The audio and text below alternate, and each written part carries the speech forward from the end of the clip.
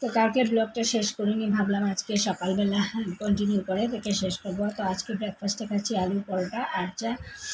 আর স্নান টান তো কখনই করে নিয়েছি ব্রেকফাস্ট বানিয়ে, তারপরে গেলাম কাপড় ধুতে। অনেকগুলো কাপড় ধুয়েছি, জানোই তো, জার্নি করে এসেছি, একটু একটু করে ধুচ্ছি, সব একসাথে ধুতে পারিনি।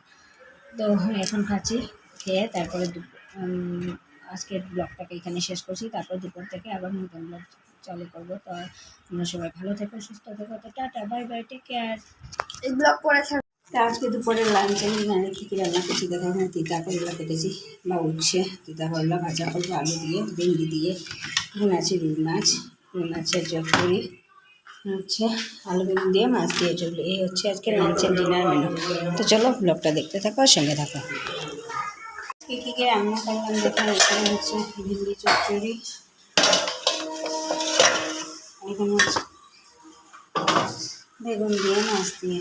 এই হচ্ছে আজকে লাঞ্চ মেনু। আর ডিনার হচ্ছে মাথা দিয়ে মুরগি। তো চলো ব্লগটা দেখতে থাকো আর সঙ্গে থাকো।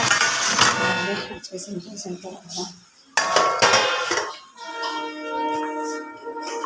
তো এখন যাচ্ছি আমার একটা দিদির বাড়িতে, আমি আর আমার মাসতুতো বোন, আমরা দুজনেই যাচ্ছি, আর মেয়েও যাচ্ছে। আর আমি এই চুড়িদারটা কুর্তিটাই পরেছি এখান থেকে এইখানে, তার জন্য।